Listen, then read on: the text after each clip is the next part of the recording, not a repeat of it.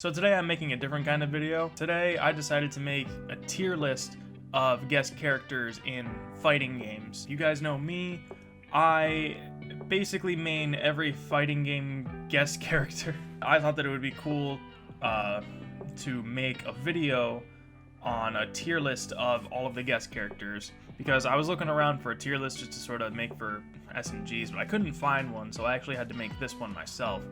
So I thought this would be a fun idea. Eventually I might do like a top 10 fighting game guest characters video, just because I wanted this to be a little less biased and just sort of like overall like how good they are, I guess. It's gonna boil down to a couple of different criterias. The first one is obviously going to be like my own like personal opinion on them and how they impacted like the actual game itself, the level of hypeness, and trying my best not to be super biased over the ones that I am personally more favorable of, but rather just ones that are just good picks in general. Not necessarily like obvious picks, but just nice picks in general for their respective game. So without further ado, let's just jump right into it. So here I have 43 guest characters. For some reason, Link from Soul Calibur, the picture just wasn't displaying in for whatever reason. I kept trying, it just wouldn't work. So I'm just gonna start there just before I forget. So I think that Link in Soul Calibur 2 is probably S tier. It's the only Soul Calibur game that was on a Nintendo console, and with that, the PlayStation 2 and the Xbox versions had different characters respectively.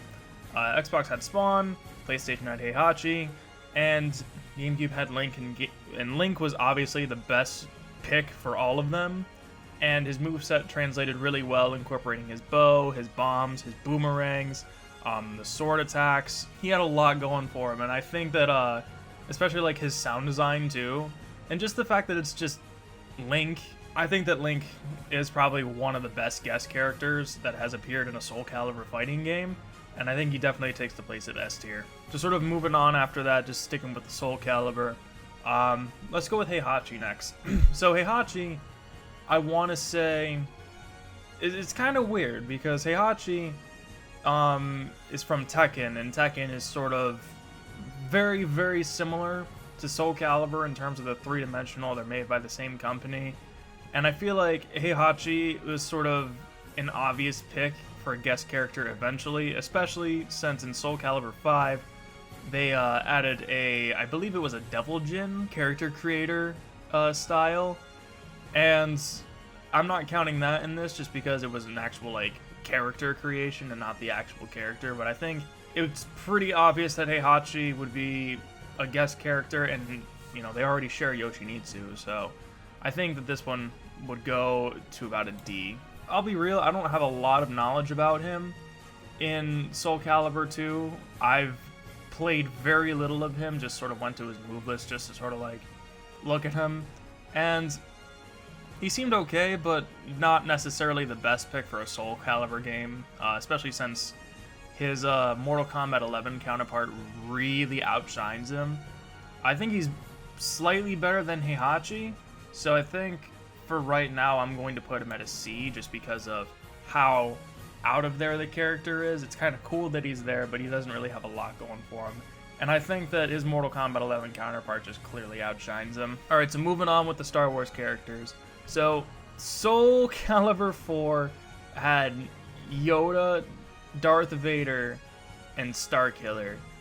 So, Yoda, I want to say, is probably the wackiest guest character that Soul Calibur has had, if not any game in general, because Yoda, his height made it impossible to grab him, impossible to throw break, and it was very, very difficult to hit this character. And from my knowledge, and from what my fighting game TO said, this character was actually banned from tournaments because you weren't able to grab him, and he was very hard to hit. I believe you couldn't even hit him with some horizontals unless you did a crouching horizontal. I think it's super hype that Yoda was in the game, and he's one of those broken characters but the fact that you're not able to use him, and using him sort of makes him like slightly unfair, I'm also going to put him at a C just because of that. Now, Darth Vader was much better. He was actually viable in tournaments, I believe, once he was able to be downloaded to the 360, because he was a PlayStation 3 exclusive and Yoda was an Xbox exclusive, but you could download them respectively after a while. Darth Vader is a very solid choice. His force powers weren't that overpowered, but rather extended into combos. I remember he had a parry for one of his force powers, and then he would do a force push. And I think what really helped sort of nerf the overpoweredness, the fact that like once you ran out of force meter, he would like sort of stagger.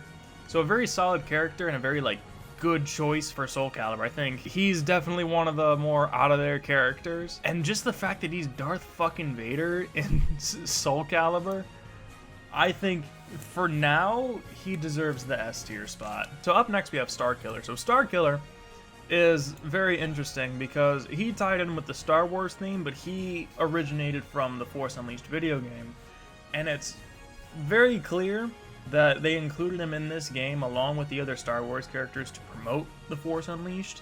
This character was kind of infamous actually for being sort of difficult to fight in the arcade modes, at least for a lot of people and especially for myself. And once I unlocked him and I started messing around with him, he easily became my favorite character and my main in Soul Calibur 4. It eventually motivated me to buy the Force Unleashed video game, which is still my favorite Star Wars video game of all time. I'm trying my best not to be biased because I want to put him at an S tier. I think he would be better suited at an A, just because he was obviously made for just self-promotional reasons, and I believe that Darth Vader is sort of... I believe that he's not as recognizable as Darth Vader and Yoda, and obviously I feel like if it was a very coincidental opportunity that he was included in here, just because Darth Vader and Yoda were here as well. It's sort of like if Darth Vader and Yoda are the entree and the main dish, and Starkiller's the dessert. Okay, so moving on to Soul Calibur 5. Ezio Auditore, in Soul Calibur 5. He was actually really good. He was kind of a zoner, actually, and you could play super lane with him, but he was pretty fun to play with anyways.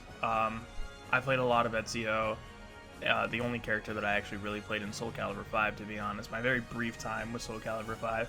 I don't know what it was about Soul Calibur 5 that I didn't really enjoy, but having Ezio as the guest character definitely made it better.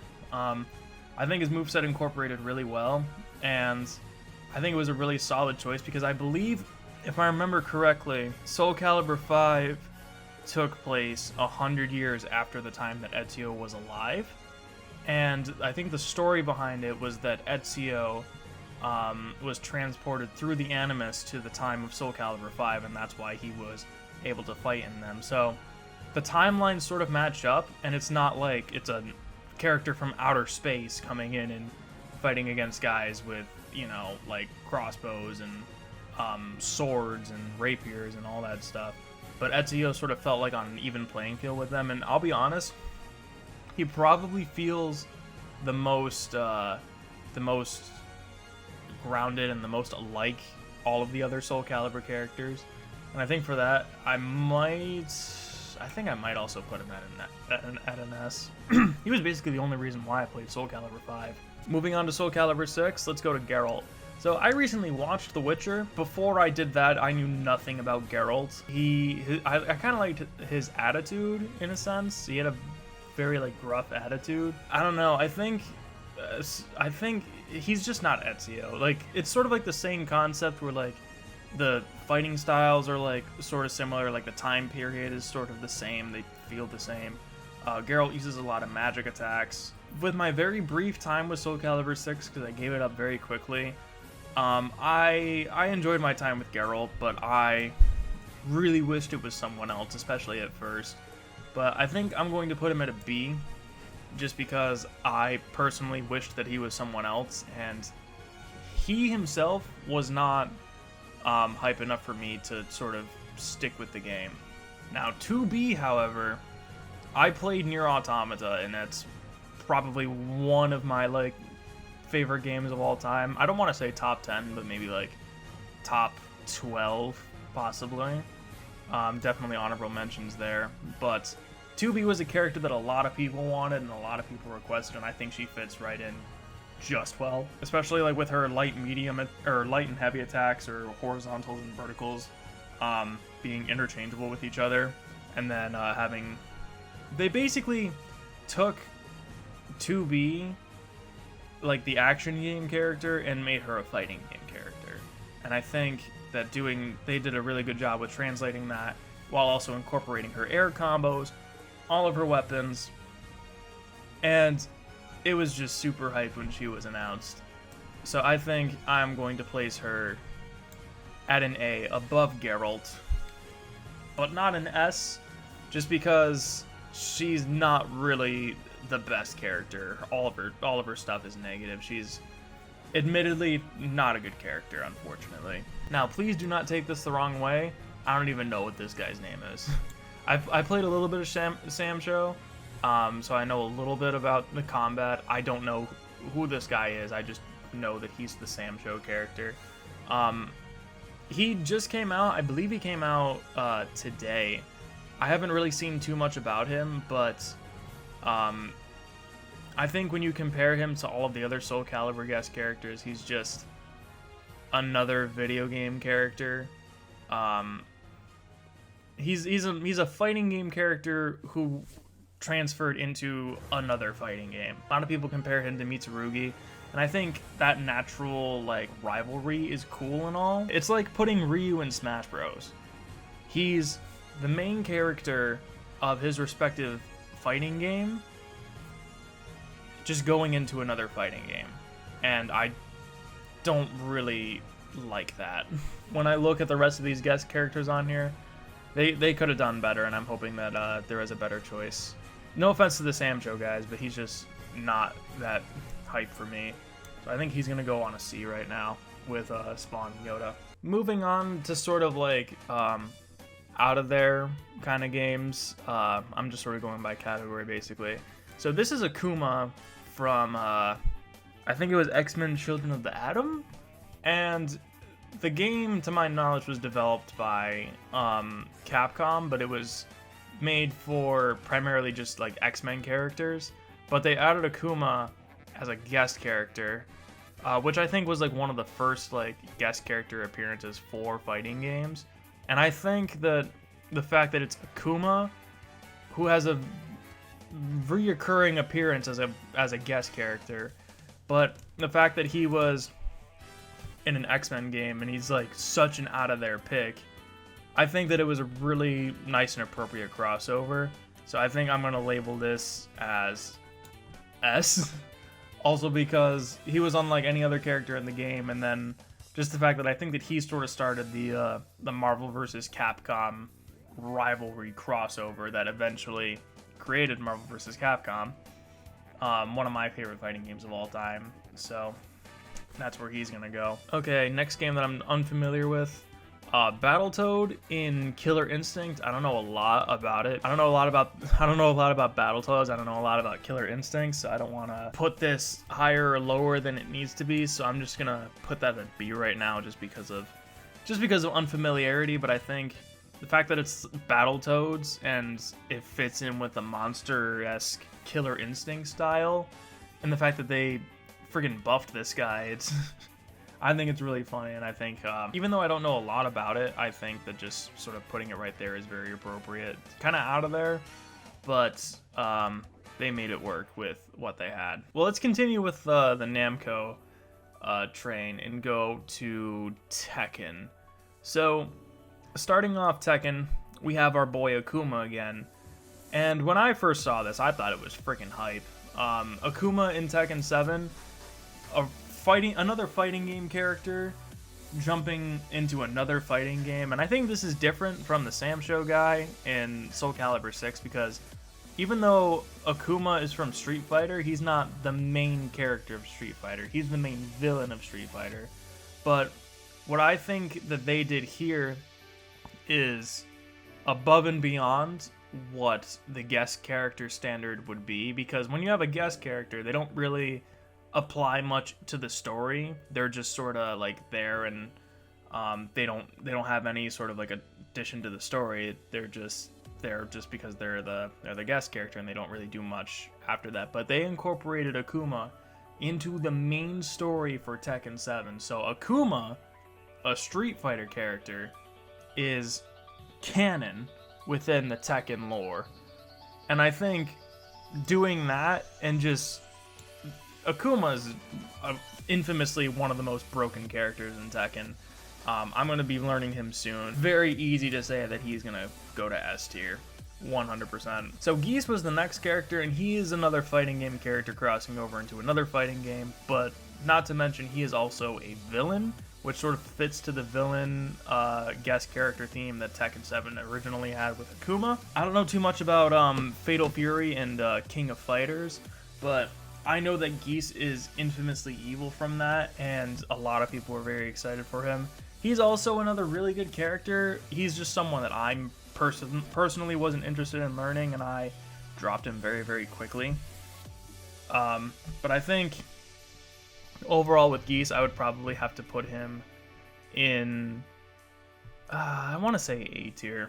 He was pretty good. So Noctis Lucius Kylum was a pick that not a lot of people were excited for. I was excited for him because he looks like an anime boy with swords and knives and all of these different weapons. I haven't played Final Fantasy 15. I haven't even really played Final Fantasy, to be honest, but I just really liked Noctis's design. A lot of people said that Noctis should have been in Soul Calibur just because of his weapons, but I think incorporating his actual like fighting style with his weapons makes him a very interesting and very creative choice for Tekken. I think that it was one of those out of their picks that they wanted, and they got it. He does not get bonus points for customization though, because he is the only character that has very, very, very limited customization. Like even Negan has more customization than Noctis does. They were very limited on no alternate costumes, like you can't make him shirtless, you can't give him a regular ass t-shirt. You have like these alternate costumes, and that's it. And you can't change his hairstyle. You literally cannot do anything customization wise with this character. It's very limited. Even though he is my main in Tekken 7, I will probably have to put him at a B tier. He gets bonus points pretty much just because he's my main in Tekken, but overall, you know, just public perception, I think he sort of goes right in the middle, because I like him, but a lot of people really wish he wasn't in Tekken 7. Now we have moved on to Jeffrey Dean Morgan. I'm just going to put that right there. Negan in Tekken 7 pretty much got me into Tekken. I saw his trailer, and I knew that someday I was going to play Tekken 7 and I was going to main Negan. My martial arts instructor, we talk about comics and The Walking Dead all the time, and I showed him the trailer for Negan in Tekken 7, and he lost his mind, and then him and his son got Tekken 7 and we're playing Tekken 7. So I think a lot of people were very discouraged, and sort of the same thing with Noctis, like they wish that he wasn't in the game and it was replaced with a different character. But I think that the introduction, the trailer, the fact that it's fucking Negan from The Walking Dead in Tekken 7, and I think the fact that his personality just stays the same the whole time. Like it's Jeffrey Dean Morgan's Negan. It's not a different voice.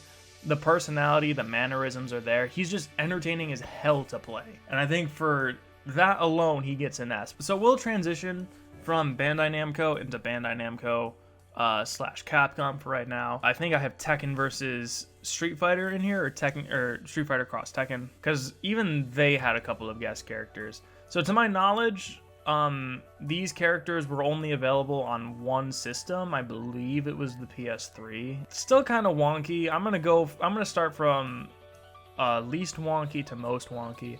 So I think the big guest character that probably I think is probably the best of the three is Cole McGrath. It makes sense that Cole would be in the PS3 version of the game because Infamous is a PlayStation exclusive.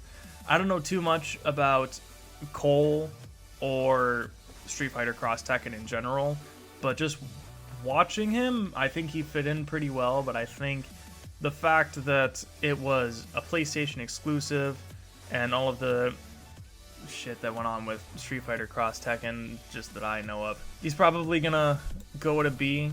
Sort of like the best of a bad situation kind of thing. So Pac-Man in a mech suit is pretty fucking wonky. Especially in Street Fighter Cross Tekken. If I have it correctly, Pac-Man is in a mech suit of a Tekken character, and I think that's just really fucking hilarious. And I think that would go up there with Cole McGrath. Again, I don't know a lot about Street Fighter Cross Tekken, but I just know that I just watched that cutscene, I just died of laughter. He's, in my opinion, a clear joke character, just like the other clear joke character that's in Street Fighter Cross Tekken. But I think this one is, again, better than friggin' box art Mega Man D tier right there. I think it's cool that they had Mega Man versus Pac-Man, but they really did not have to do that. Box art Mega Man is clearly a joke guest character, but I think that when you compare them to Cole and then Pac-Man in the mech suit, he's just ugly to look at, dude. I don't even want to look at him. He's wonky, he acts like a wimp in the cutscenes. No, he's a bad guest character. Okay, so going on to NRS, I'm trying to go relatively in order. Freddy Krueger was, I believe, the first guest character in Mortal Kombat. He was in Mortal Kombat 9. I played a little bit of him very recently. I haven't really touched MK9 all that much, but I think this started the horror trope in NRS and Mortal Kombat games. And I think that Freddy Krueger as the first one is probably the most appropriate. I've seen his fatalities. They were pretty gruesome, and his super moves.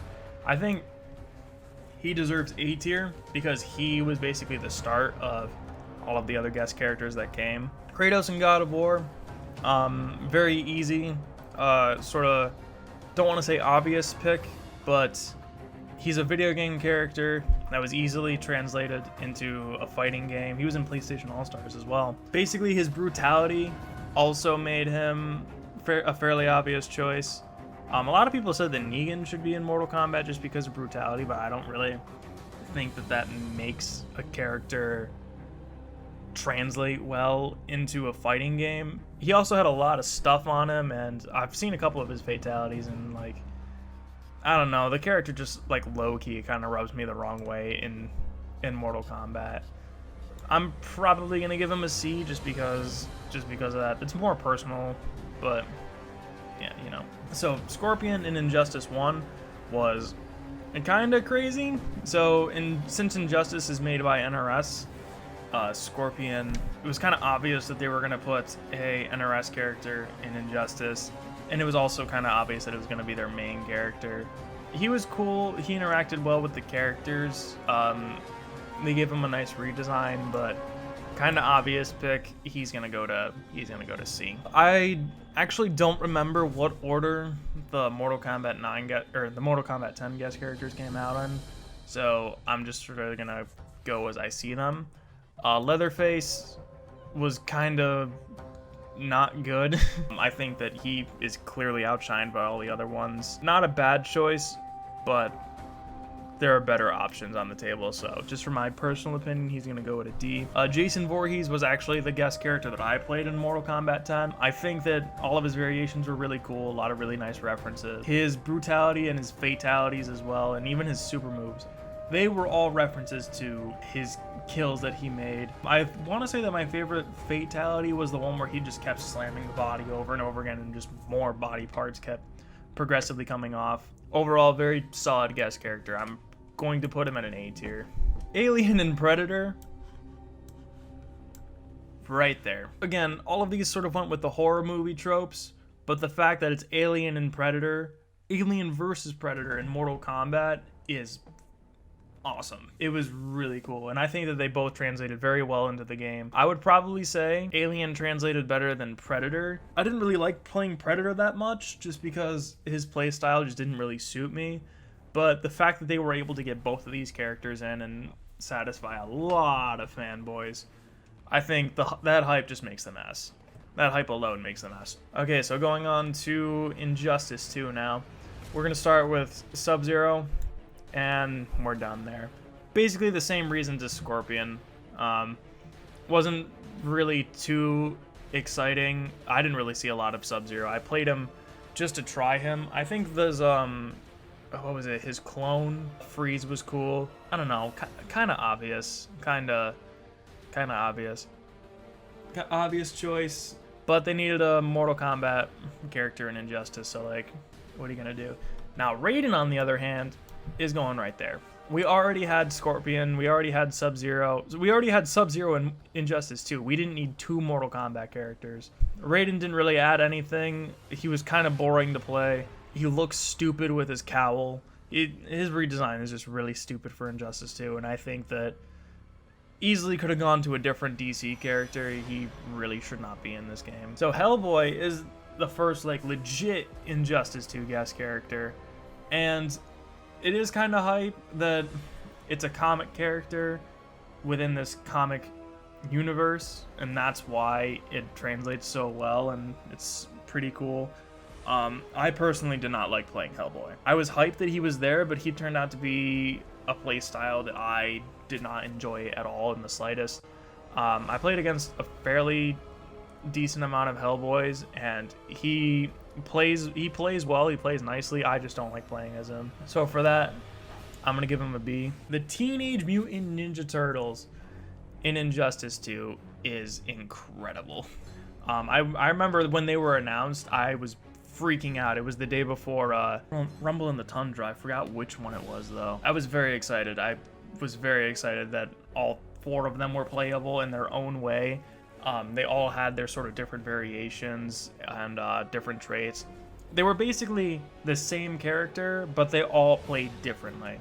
And I think that's a lot better than having to play all 4 of them at the same time. And I think the hype, the announcement, and the amount of speculation as to how they actually would work, because it showed all 4 turtles, it didn't show just one. I'm gonna give them an A for right now.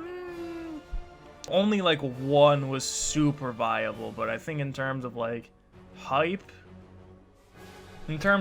actually, maybe they will go for S. Okay, so moving on to Mortal Kombat 11. Okay, so now we have the Terminator. So the Terminator was the first guest character that came out. How do I say it? Terminator's so whack. Terminator is whack in the sense that he just doesn't really do anything. I feel like it fit in with the horror trope, but it was also very clear that this was a tie-in to the latest Terminator movie, because they used the old Arnold skin from Terminator Dark Fate, I think it was the newest one. They had the young skins, but he didn't really play well. I don't know. He was pretty heavy, which sort of made sense. A lot of his moves revolved around grappling and just really like slow, hard, stiff hits. I think what did it for me though was that it wasn't Arnold voicing the character, and not to mention that the only like dialogue that he had was just his intros, end of round banter, his fatal blow, and like that was it. Like he didn't grunt, he didn't do anything. He had like no personality, and I get that he's supposed to be a robot, but I don't know. I just think that he didn't translate that well into Mortal Kombat. So if I were to draw a comparison to Negan, for example, it's Jeffrey Dean Morgan as Negan. He talks shit throughout the entire round. Every time you get hit, he says, shit, goddamn, oh my goodness. Like, it's Jeffrey Dean Morgan's Negan. Like, he knew what to do. But, like, they didn't really know what to do with Arnold. And, oh my god, can I just say, the amount of, like, self-referencing in all of Terminator's, like, Mortal Kombat stuff just pisses me off. Like, he has a Johnny Cage motorcycle. All of his t-shirts say, like, Cage's Gym. They have these, like, really stupid designs on them. One of his intros, one of his best intros, actually, has him pulling out the shotgun like he did in Terminator 2, but instead of roses, it's fucking Johnny Cage action figures. Like, that shit's so stupid. Like, none of the other characters have anything like that. None of the other guest characters have that. And I get that they were trying to play a joke. Like, they were like, yeah, it's like an action star, like Arnold Schwarzenegger is here with Johnny Cage, who's also an action star. It's funny, right? Like, yeah, I get that, but like, oh my god, like, if they just had like the one t-shirt, like, that would have been fine. But his motorcycle is signed by Johnny Cage. He has Johnny Cage action figures. He has the Cage's gym. Like, it's just so annoying. And I think, honestly, for that, like, I hate to say it, but he's going at a C. Joker translated really well. He's also one of the most busted characters in MK11 right now. I think that they gave him a lot of like tools and like sort of like wacky gadgets, but they didn't really like take advantage of all of his signature ones, like the joy buzzer, the acid flower. They gave him what did they give him? They gave him the boxing glove, extendable thingies. I want to say that his best one is like the the Batman puppet. The Batman puppet is very clever, I will admit. That I do enjoy the Batman puppet. The wheelchair guy, that's also really funny. I think like that's really funny. And they use that instead of like his like typical kit. I would have liked to see more of that, like his joy buzzer. I think his fatalities are a tad underwhelming. I wish they sort of did I wish they did a joy buzzer. That's the one thing I really want. I wanted like a joy buzzer fatality or something, but like the Jack in the Box one is really good. I don't like the other one, like the Happy Birthday one. I don't like that. With his alternate costumes too, like there's a lot of references to Jack Nicholson. There's a reference to Heath Ledger, the Joaquin Phoenix. No Jared Leto references, surprisingly. I wonder why. I'm gonna put him at an A. I think it was really solid. I think if they added just a little more, like I said, he would be at an S. I just realized that Spawn is also not on here, just like Link. So as far as Spawn is concerned, I didn't really know too much about Spawn. His trailer came out and I just fell in love with the character. I started watching the Spawn series.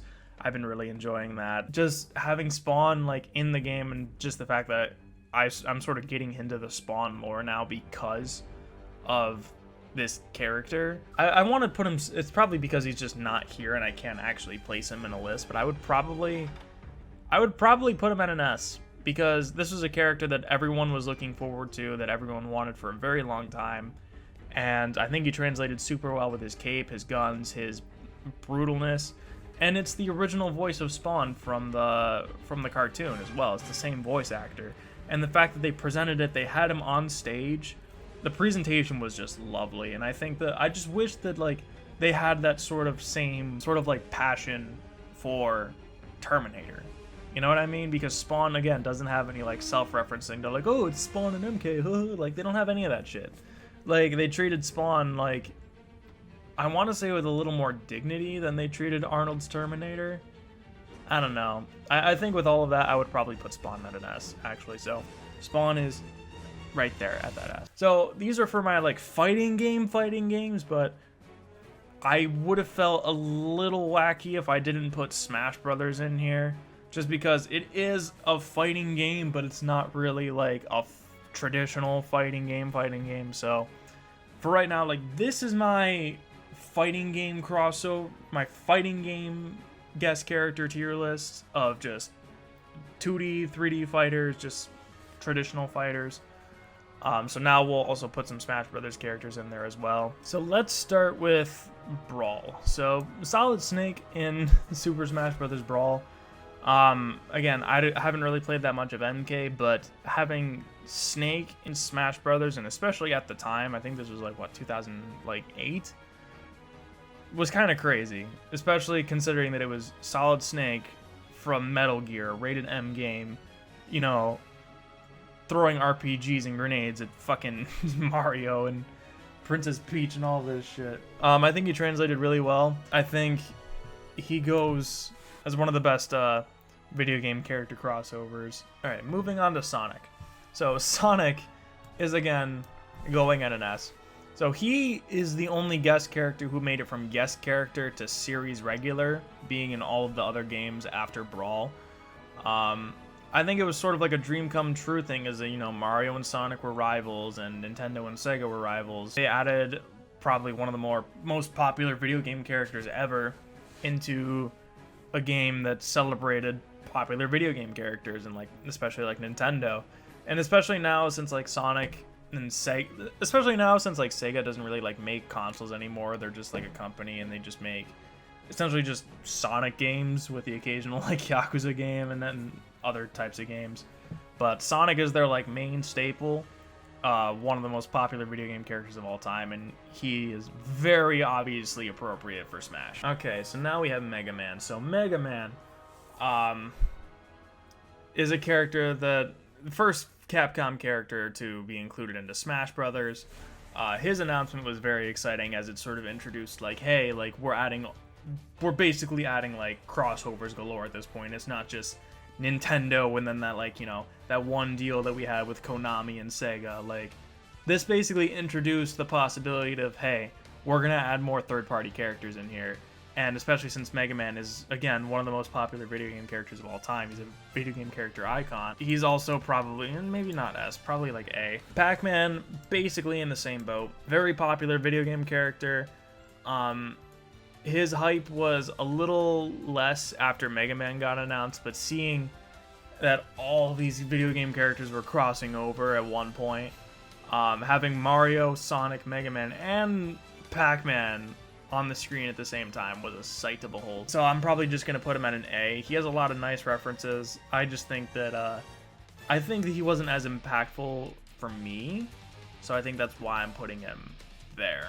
Ryu, his head is cut off. I'm gonna put him at a B, only because he's the second Capcom fighting game character. He's the second Capcom character to be included in Smash. He's the first, I believe, the first fighting game character to be included in Smash, but he also is the main character of his respective fighting game.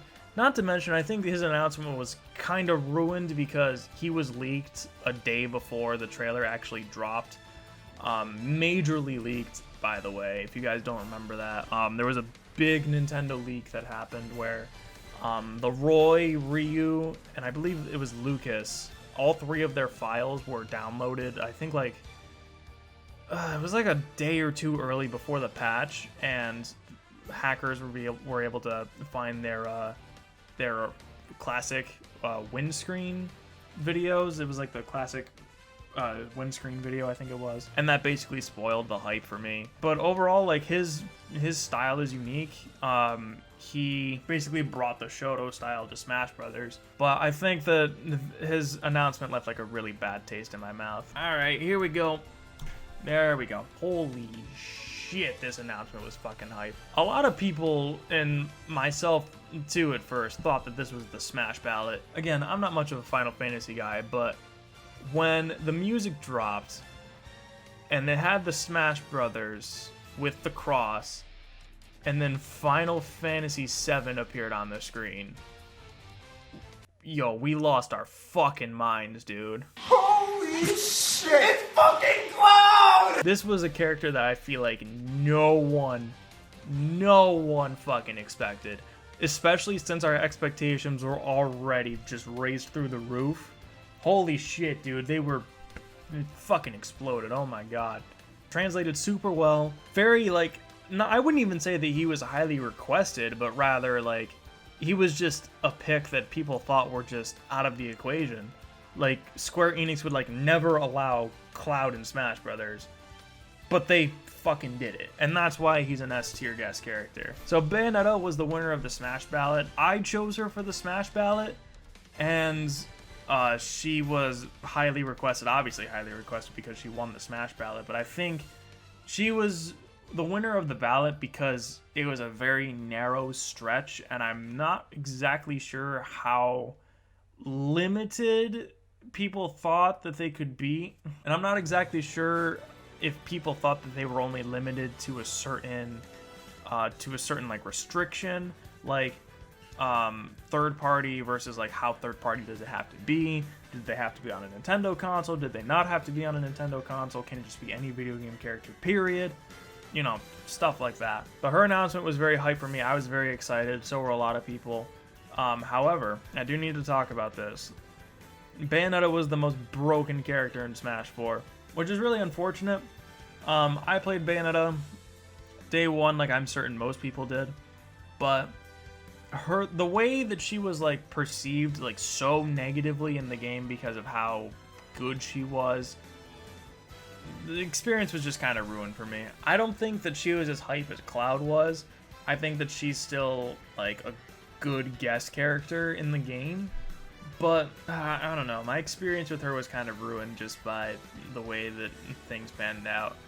I'm not saying that like I hated playing against her or anything. Like, I played her and I played against her numerous times, but I just think that she wasn't as hype as Cloud was. And I think that it was sort of obvious that she was going to be put in the game, even though I was very excited for her to be officially released in the Smash ballot. So I think she's going to go out an A. Basically what I'm saying is that if she wasn't the winner of the Smash ballot, she was more than likely going to be included in Smash Ultimate, like regardless. So this Joker announcement was really hype, but I'm not really that big of a Persona guy. I feel like not a lot has really happened since he came out. I think he was the winner of Evo this year, if I remember correctly. He was kind of good with his Arsene, but I don't know. He's just not really that hype for me, so he's gonna go right over there. Banjo and Kazooie is a character that a lot of people were requesting in Smash 4. And it was kind of obvious that he was going to be in Smash Ultimate, if I'm being real. I think that once the possibilities were open after Cloud and Bayonetta and all these other third-party characters were getting in, I think it was pretty obvious that Banjo and Kazooie was going to be put in the game. I'm very excited that they are. I think they more than deserve the spot. But again, I just think it was one of those like obvious choices, and not really a actually, no, that's going to go to B. One of those obvious choices, but a good one nonetheless. But they're just going to go there for now just because it's my list. And then the last one, Terry Bogard. Another Shoto character, another fighting game character, and their main character of their respective fighting game. The amount of like love that Sakurai put into this character, and his stage, I love his stage actually. His stage is one of my favorite stages. The amount of music that's on that fucking stage, holy shit. But for me, I was more excited like going up to his release, but now that the hype has kind of died out, I just sort of view him as like, oh yeah, that's right, like Terry Bogard's in the game. So I think that's where he's gonna go, right there. Right next to Banjo, it just sort of seems appropriate.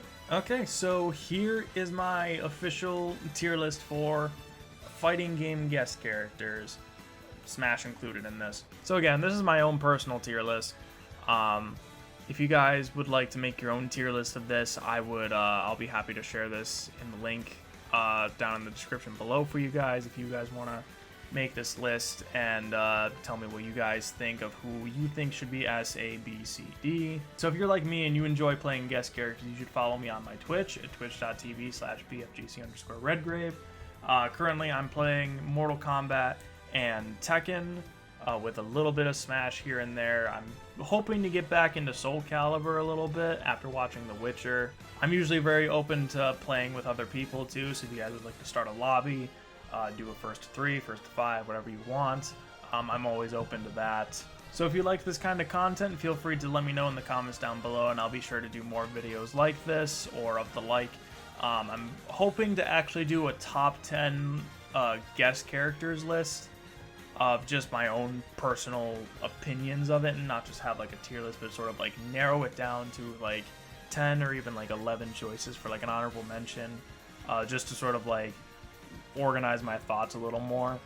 This was like completely unscripted and just sort of my raw thoughts on each of these characters.